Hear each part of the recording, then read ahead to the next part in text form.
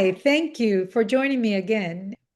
Welcome again as we start Lesson 3, Negotiation Fundamentals for Healthcare Leader. In this Lesson 3, we're going to discuss what is negotiation, when we enter negotiation, a little bit about your negotiation style, but more importantly, the different phases of negotiation. And as in other lessons, we will have TED Talks that will focus on the fundamentals of how to negotiate, how to ask when we feel that we should not ask. And then we're going to end like in the other two lessons with a case study that we're going to discuss in the synchronous class. So why negotiations? Negotiation is vital. It's vital in today's healthcare environment. And I would say that we enter negotiations every single day. Even if you feel that there's not another person that you're negotiating with, we're negotiating with ourselves. When we try to make decisions of yes or no, and we try to make a different type of decision, we are negotiating with ourselves. So negotiation is everywhere. Why negotiations in healthcare? Highly complex healthcare ecosystem, as we've heard. We need leaders with good negotiation skills.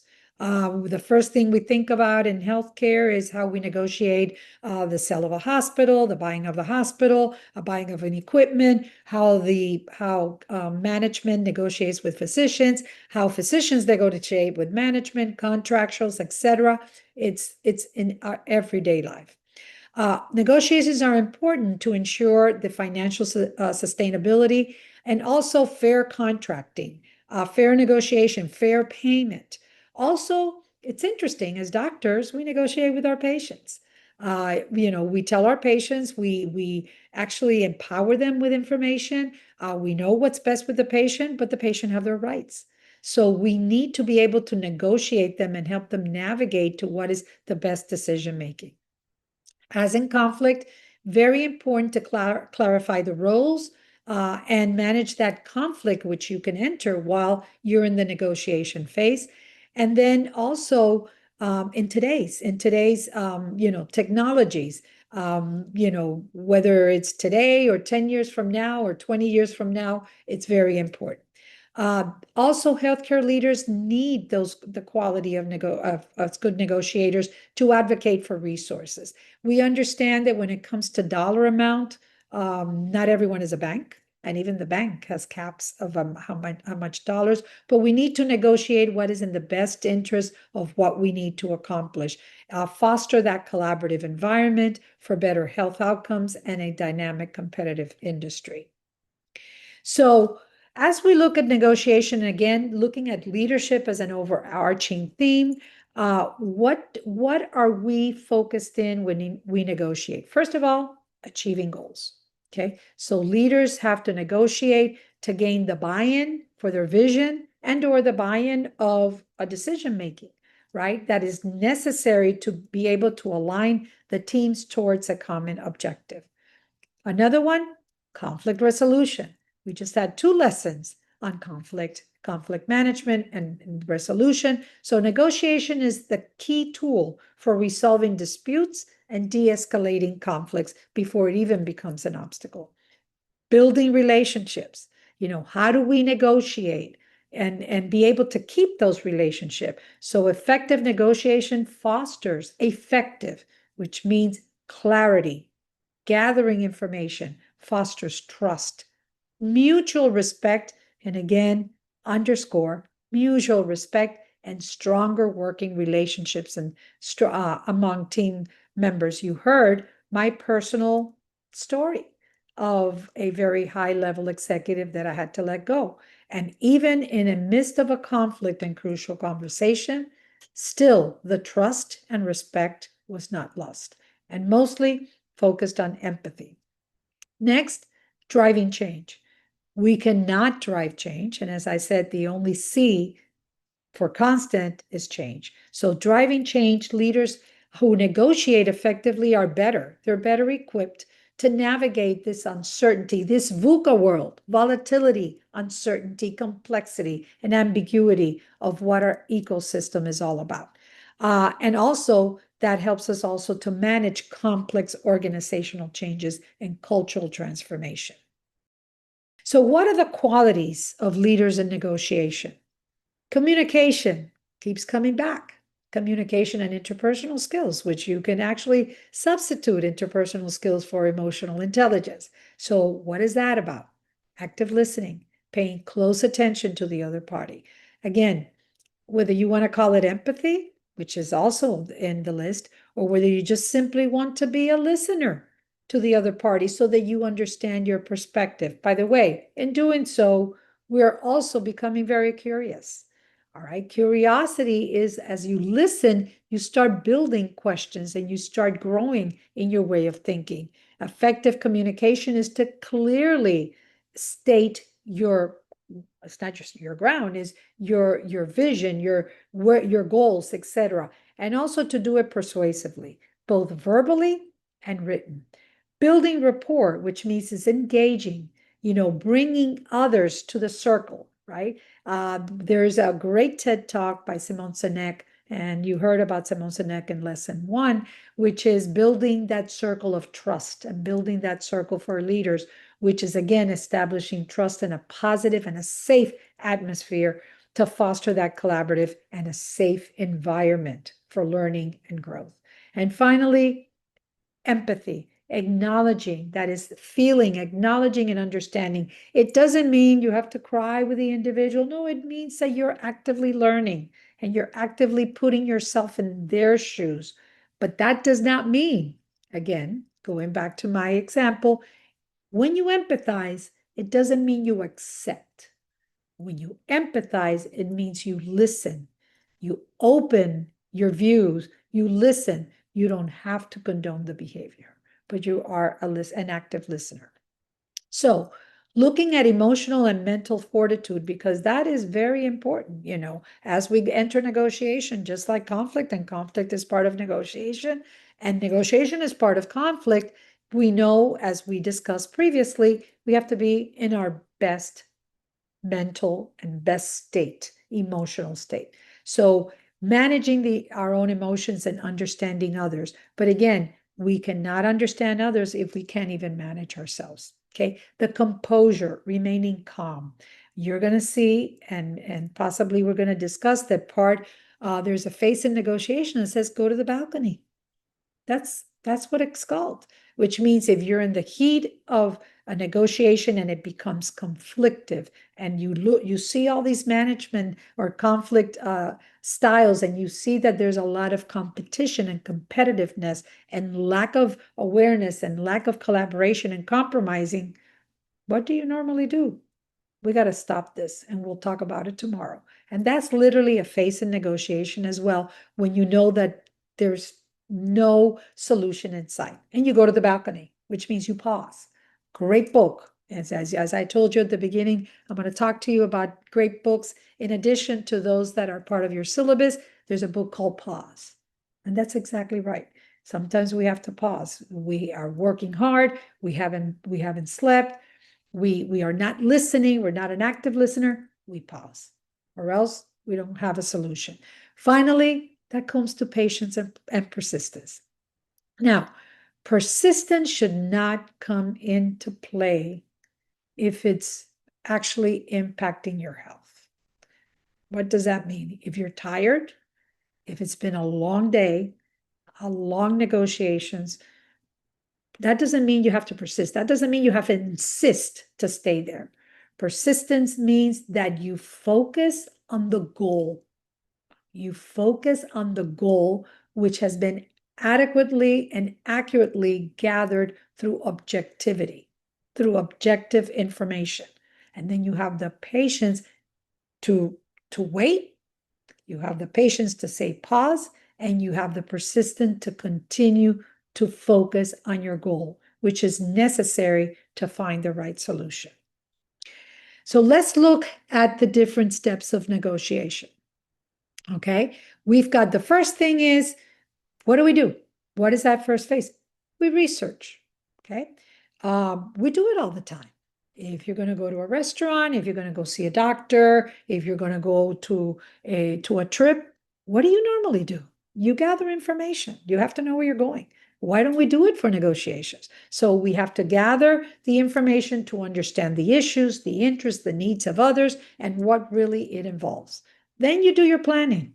Within that, basically at that stage, you may say, what I thought we were be able to accomplish may not be a reality. Maybe we got to go to that BATNA, the best alternative. So we got a plan. We got a plan to develop the goals and objectives around what you have gathered, the information you have gathered. The BATNA, as I just described, or the walk away point, is to identify, because again, when you do your research, you may say, it's not what I thought. It's not what I thought. We're not going to get 100%. We may get 70%. So how do we develop the plan around that? So, and what is our best alternative? We know it's not 100, it could be 70, but can we live with 60? So that is the best alternative negotiated agreement. And yes, you got to know when you walk away, when to walk away. Not necessarily when you got to go to the balcony.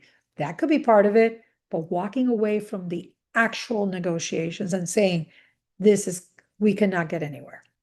Whether you get a mediator to help you, which is that third party and support, or whether definitely with them, even with the mediator, you can't get anywhere. So you got to know when you walk away. Then, very important, you state the ground rules. We do this, whether we start a game, whether we talk to our kids, whether we talk to employees. That's why we have policies and guidelines. So we establish ground rules. In a negotiation is very important because when there is a heated moment, we go back to those ground rules. So it's almost like you live by the contract, you die by the contract. So basically those ground rules establish procedures because there's things to agree upon, such as where are we gonna be? Where are we gonna, what room are we gonna meet? What time are we gonna meet? And by the way, this is gonna happen. If we enter this stage, this is what we all agree we need to do.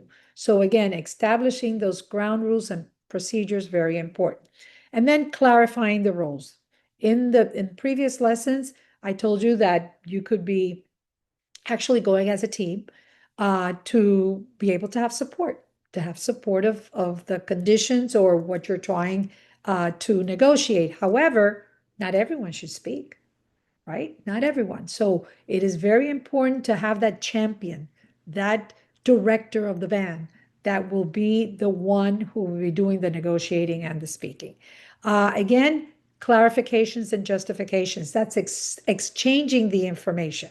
All right. You exchange the information. This is what we're here for. Setting those ground rules. This is what we're here for. You've got your side. I've got my side. So those are your initial positions and your reasoning behind the demands.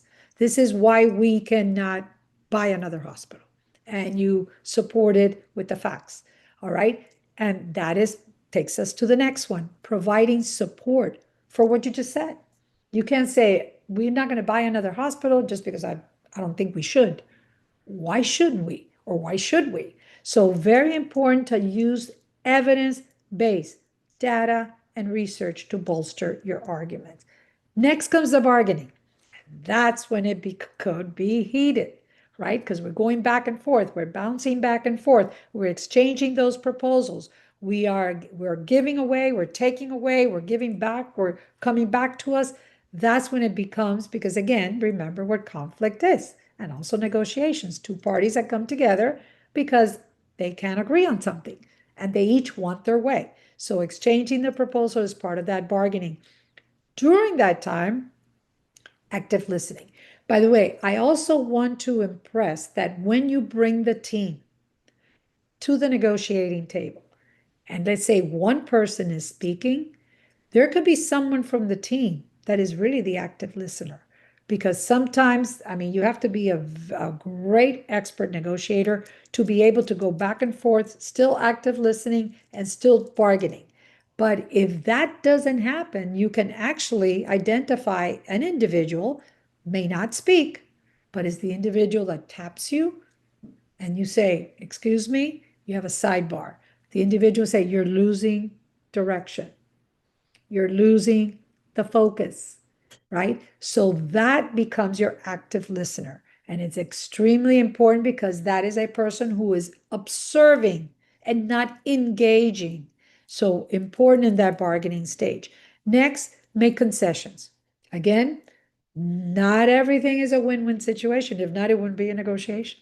Not everything is 100% on each side. It wouldn't be a conflict. So again, making concessions and willing to make concessions to move that negotiation forward to the end. Finally, closure and implementation. So is formalizing the agreement. Okay, if you do reach an agreement, formalizing the terms, writing the contracts, clearly having a summary and conveying that. Remember that if the negotiation is taking a long time, people forget things, right? And that's why sometimes in a negotiation, we actually develop what's called a war room. Literally, war room. Okay. We use the word war because it's two individuals with different perspective, but it's really because you're literally sometimes putting post-its or writing things down. So important because by memory, when things become heated, you're not going to remember.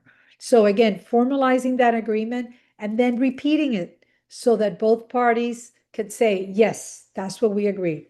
They could say, this is not what we wanted, but this is what we agreed. And then we develop the procedure for implementation and then monitoring the progress. So let's look a bit about what's called the 5 C's of negotiations, okay? There's something called 5 C's of negotiation, and it's a framework, in this case for logistics, okay? But it's the same thing, because if you think of logistics or supply chain executive, it's a manufacturing line. And all these are processes that go from point A to point to point A, from point A to point B. So what are the 5 C's? Clarity. Again, the C for communication. Clear. If you don't feel that you're delivering a message clearly, choose your champion who could do it. Someone who can actually communicate clearly. So clarity, communication, collaboration, compromise, and commitment. Okay, these are very key. Those 5 C's are very essential for any type of contract negotiation.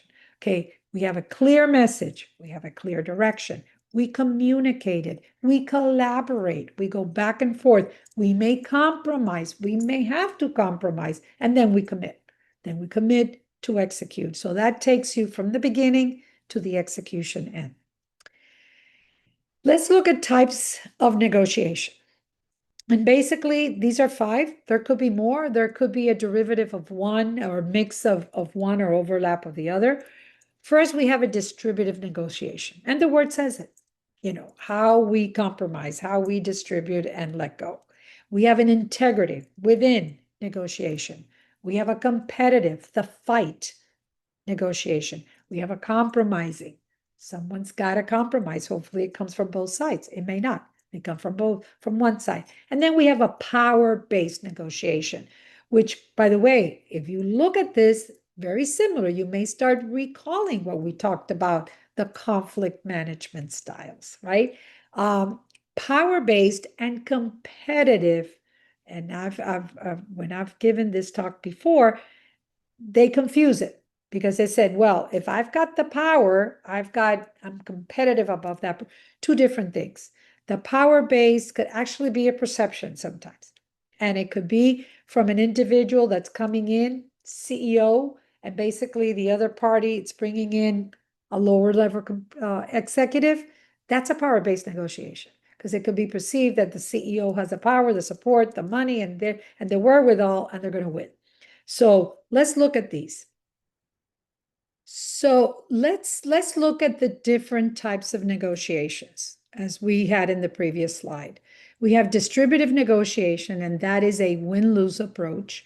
And in this case, we have parties that are involved in the negotiation, and obviously they each want to have the largest share for themselves. So that's a distributive type of negotiation. An integrative negotiation is a win-win approach. When basically there's a good trust, there's relationships, and the parties are mutually seeking the benefits of both parties, and they have shared interest. Then we have competitive negotiation. That is one that we all know, which is when parties come in and they want to win. They are very hard. They actually, the negotiation is very, very difficult. It's tough. There's a lot of assertiveness. But what's happening in the competitive negotiation is that those negotiators are prioritizing their own views and not the goals of a shared interest. We've got compromising negotiation, which is a give and take. And that approach involves the middle of the ground. I'm compromising. I want this to solve. And how can we make this happen? All right. And we need to make this happen to reach an agreement and find an acceptable solution. So, and that's what it says. It's compromising and is rather than maximizing an individual gain. The last one is power-based negotiation. And that relies on the use of power, influence, like I had stated in the previous slide.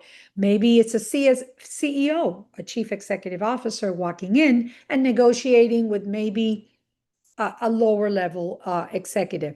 That relies on the use of that power, the influence, advantage. It could be perceived, could be real, but usually it could be perceived. And they do that as an advantage to shape the negotiation process and the outcomes to really assess the entrants and the gains. Okay, so that is basically used with position, with expertise, with money. You know, when you have a corporation walking in that has more money and trying to acquire the smaller corporation, that's a power-based negotiation. So, what type of skills do we need in order to enter this negotiation world? Communication comes back again. Again, you hear that theme over and over again. You know, we can't negotiate if we're texting. I mean, that is horrendous. So we have to communicate, verbally communicate. By the way, we do use written communication. And that is at the end, once we come with a solution, to really recap and say, this is what it's part of the agreement. This is what we have come about. This is what we have determined. Next, the emotional intelligence. Again, the application of social skills, interpersonal relationship, control of one's emotions, trigger points, knowing your trigger points, knowing the trigger points of others. So that is the social skills, emotional intelligence. Then there's an active problem solving. Okay. That it may be a little bit of innate, but there's also a science. It's an art and science of problem solving. Then you have adaptability. And why adaptability? Well, because you're not going to win all the time. So we need to adapt, what would be that BATNA? What is that best alternative solution for what's at hand? So adaptability to something that you may have not expected, but you need to adapt to make it work. Finally is persuasion. One of the readings that I actually added in your syllabus is great books by Dr. Richard Shell. Dr. Richard Shell was a professor of mine, is a professor still at Wharton, was a professor of mine at Wharton, and he has incredible books on not only negotiation, but also the act of persuasion. The Act of Woo, it's an excellent book. I don't think I've added that particular book, but I encourage you to look at Richard Shell and to look at his steps, because he basically concretely goes through different steps of persuasion and negotiation, where it basically makes it an art and also a learning experience. So I encourage you to look that up. Look at the negotiation skills again, the communication, expressing with clarity, could be both written and could be also verbal, emotional intelligence, recognizing we've gone through all this. But there's one that I added here. The persuasion, as I said, is influencing the other party to see things from your point of view. There is an act to that. And then there's patience, which is taking the time to understand others' position, not rushing through the process. If you feel that you need to rush through the process, that's when you may need a mediator, because the mediator comes in and basically looks at the facts and makes it very quickly. However, when both parties are involved, you need that patience. You need the patience to come up with at least a BATNA or a win-win situation. Here we have another TED Talk, excellent TED Talk by Alex Carter, and it is How to Ask for More and Get It. In this TED Talk, you will go through different steps, not just different steps of negotiations and learning and making sure that we put all the skill sets into motion, but also persuasion. Persuasion sometimes is a step prior to the negotiation skills. So I hope, like in others, that you will enjoy Alex Carter, How to Ask for More and Get It. The most important things I know about negotiation, I learned in a kayak on my honeymoon. Picture this.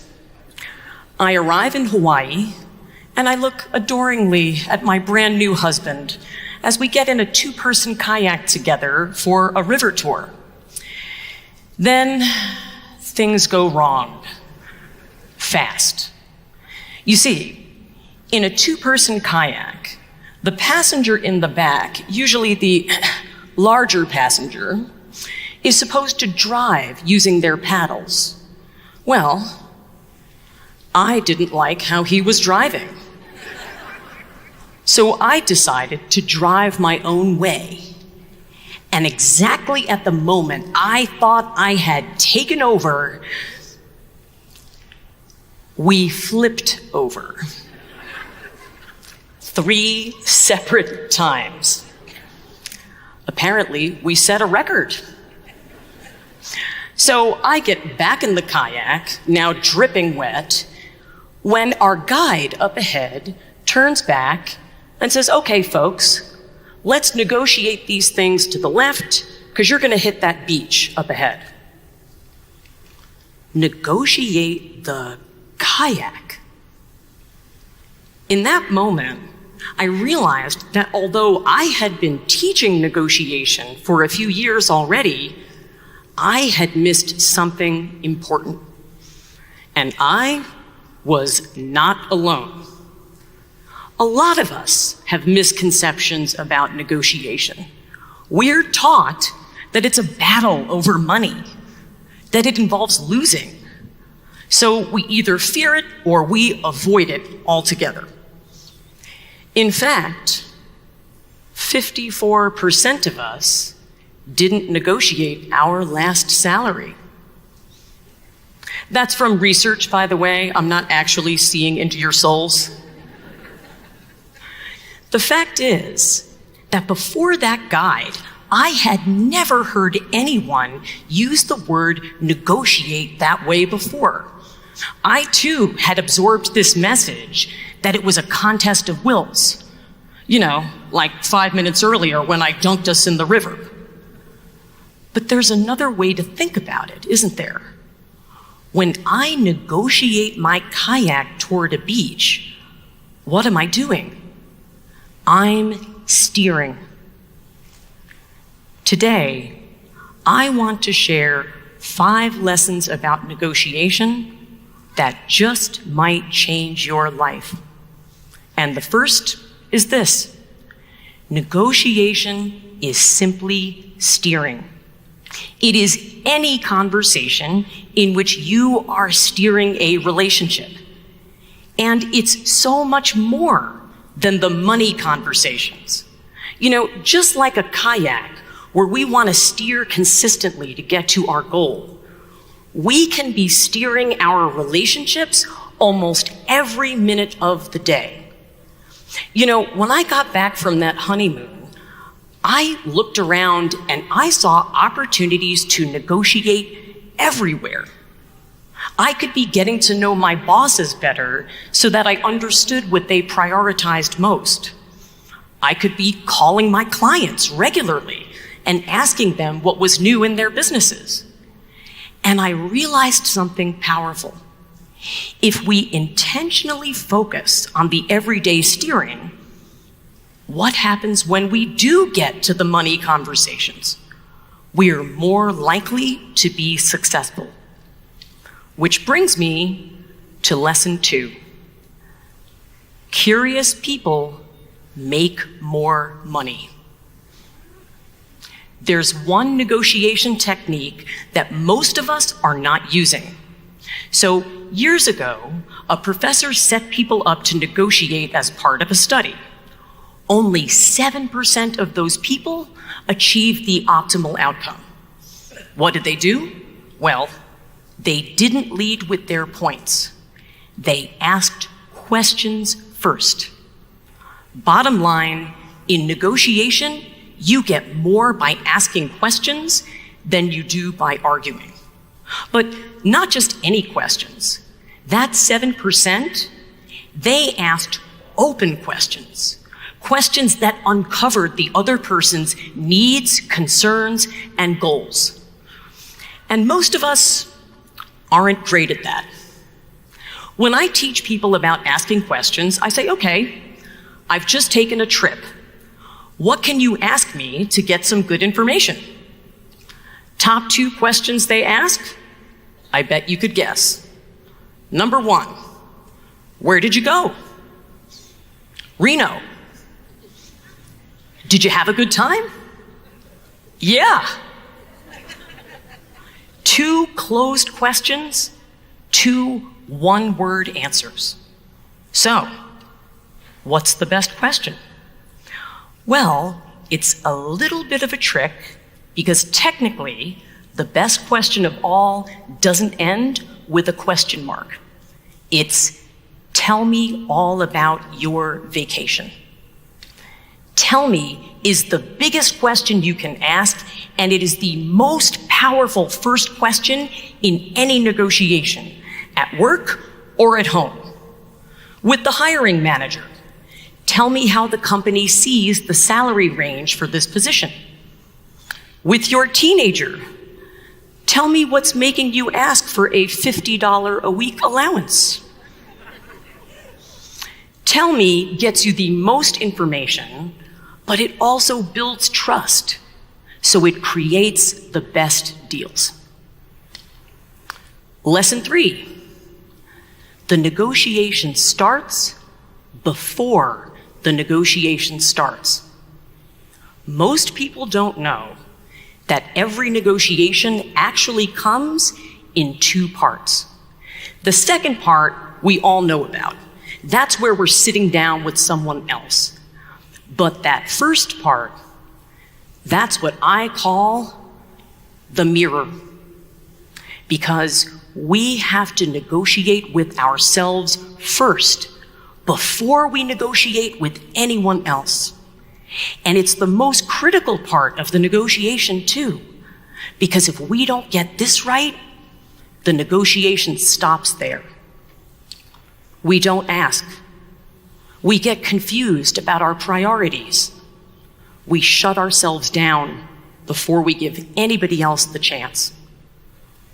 If you want to master the mirror, try asking yourself, how have I handled something like this successfully before?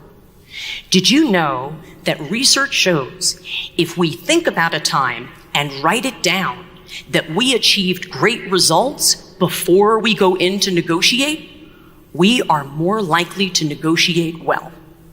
Why? Because we remind ourselves of who we are at our most powerful. And we also gather data on strategies that are likely to work for us. Lesson 4, land the plane. I worked with a brilliant sales executive who sometimes would lose deals because he talked too much.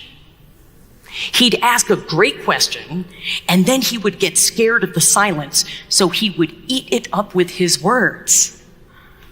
What do you need to get this done here today? Well, I know our price point might be a little bit higher than that of our competitors, but I think if you go ahead and look at our customer reviews. Want to know the secret to great deals? Shut up.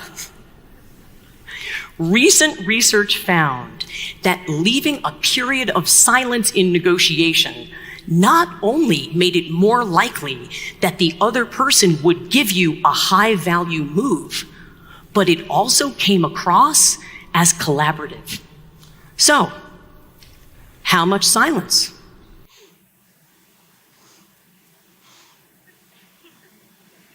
I just did it.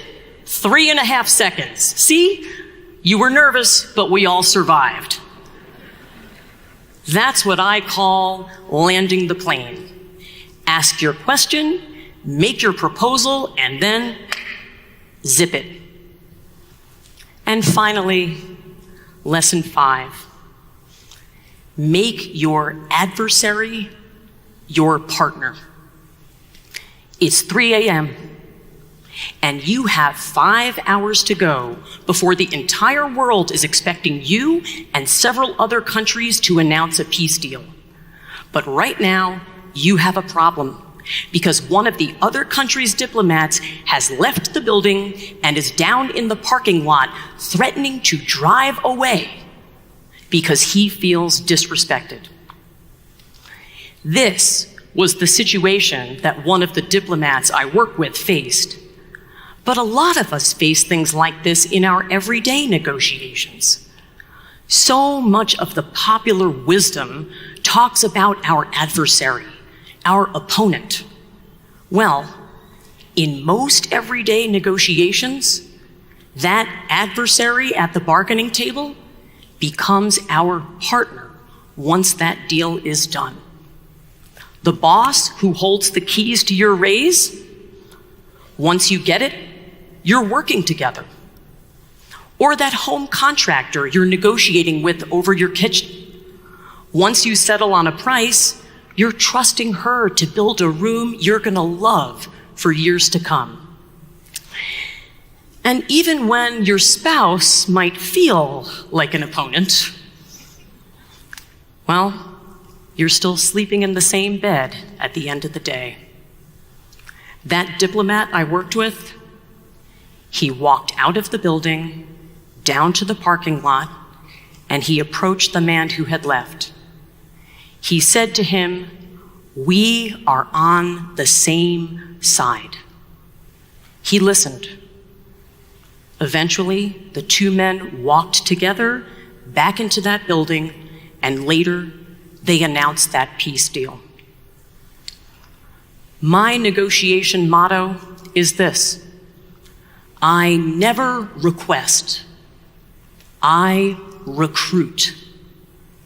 I don't want to talk to someone across the table. I want to pull them around with questions to my side of the table so that we are now co-conspirators working toward the same goal. Negotiation is not a battle. It is simply steering.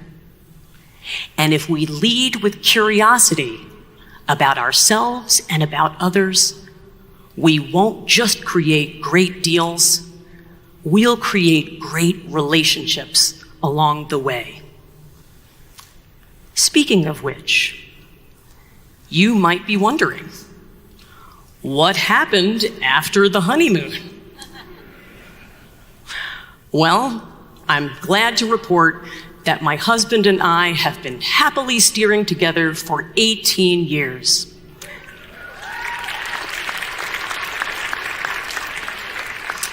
Just not in a kayak. Thank you.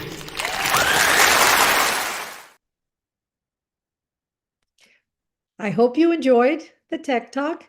And again, great skills and things that can be applied. As you know, all these Tech Talks basically focus on very personal experiences with outcomes. So they're bringing in evidence-based skill set, evidence-based knowledge to the real world and to apply it. So I hope you enjoyed Alex Carter, How to Ask and Get More. So let's look at patient care settings. How do we use negotiation skills in the patient care setting? First, to improve patient outcomes. As I just stated before we started lesson 3, we're negotiating every day. We negotiate with ourselves, but if we're doctors, we negotiate with our patients. Although we cannot be combative with our patients. We cannot come in a competitive negotiations. I'm the doctor and this is what you're going to do, which means a win for me and a lose for you and a loss for you. So we come in with facts, we come in with knowledge, and we come in with persuasion skills, to be able to have the patient accept what we're trying to tell them. Because obviously, as a doctor, we have gone many years to school, and we may not always be right, but at least we have evidence base to approach a condition in the best manner. So we use negotiation skills to improve this patient outcome. Patients that may say, I don't want the treatment, doctor, and we say, we know that you need the treatment. In our minds, we say, we know you need the treatment for the best of your outcomes, and this is the way we're going to do it. So again, we negotiate with our patients. We also negotiate for resource allocation. Okay. In the hospital, in an office, professionals can negotiate with anything. Necessary equipment. What if you need more staff? How do you negotiate with your boss, with your supervisor? We negotiate about infrastructure, quality of care. A surgeon that tells the CEO, I need to add another OR room. You need negotiation skills. You gather, you look at the point of view. The CEO may say, we don't have the money. You actually compromise. Can we go out together for money? Can we go for philanthropy money? So again, all those skills come into play. Finally, the collaboration, which is helping clarify the roles, responsibility, and decision making. And this, we do it in care teams. We do it with our patients, and we do it with our own teams. Okay, that reduces burnout, reduces stress, reduces conflict, and improving teamwork. We also use negotiation skills, and obviously this is probably the one you use the most, which is financial and operational management. We need something, we would like something, we feel that something is important, but we don't have the financial resources. So again, how do we do it? How do we bring in negotiation skills for those payer contracts? How do we negotiate with insurance companies to be able to get the reimbursement that is needed? How do we negotiate even within our own internal group to get those resources we need? We also use it for strategic planning. And strategic planning actually could be internal strategic planning, us, how we plan our own lives and our own professional journey, or it could be advocating for the entire team when it comes to technology or infrastructure.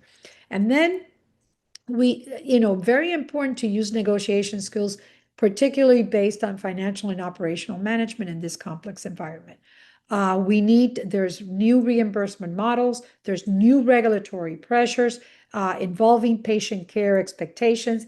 I think I alluded to in lesson 1 what's happening with private equity entering the markets of healthcare. Are we equipped to be able to negotiate that? It doesn't mean we're going to turn them away, but it means that if we join them, what is going to be the best for both parties. We know other models in healthcare, such as Google, Amazon, Walmart. These are all entering markets, and does that mean that we give up and we avoid and we walk away?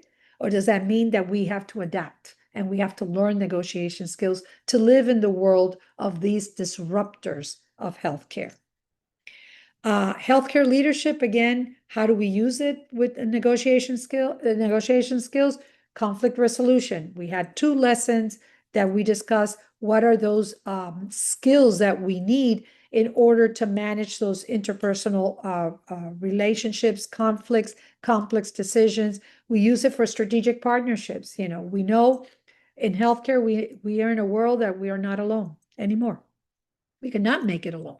So how do we bring partners into the equation? How do we maintain those relationships with stakeholders, suppliers, with other organizations, even with our competitors?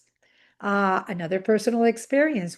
I just signed a very comprehensive contract with a competitor. And my team was asking, how can you negotiate with a competitor? And that's called co-competition, collaborative competition. And why is that? Because one party cannot be the all in all. So we look at our strength, we look at our weaknesses, we look at the gap. We decided to, I build a gap analysis where we need them, where they need us. So in this way, this is not a compromising, this is a collaborative approach to negotiation focused on the best outcomes, which is in this case, for the students, for the patients. So it's both healthcare delivery as well as negotiating academic and student-centered success. Finally, organizational efficiencies. When we are negotiating and we negotiate how best to do something, we're improving team productivity, satisfaction, and ultimately the overall performance. So, as we close in lesson 3, as in previous lessons, I'm going to leave you with another case study. In this case, the case reads as follows. In a small town hospital has only 2 dialysis machines, but they're facing a sudden demand from 7 patients with kidney failure. And as you know, this is a repetitive procedure. The patients include the following. We have a professional athlete, we have a mother, we have a model, we have a factory worker, an executive, a child prodigy, and a surgeon. These are the individuals that need the dialysis, okay? With only 2 machines and 7 individuals that need the care. So the hospital administrator decides to form a kidney dialysis committee, which is composed of community members to decide which patients will receive treatment. Just in reading that you have community members, you have to understand that when you enter community members, there could be special interest or there could be emotions that trigger what their decision making is. So only 3 patients, actually with the 2 dialysis machines, 3 patients can be accommodating, meaning that 4 may not, I wouldn't say will not, may not receive treatment unless we come with a negotiating result and face imminent death. The hospital cannot afford more machines. So, question, what type of negotiation skill will you employ to save the lives of the 7 patients? And number 2, how will you prioritize your decision making?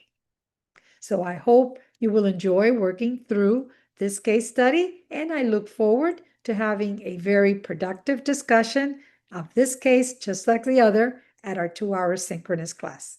Thank you.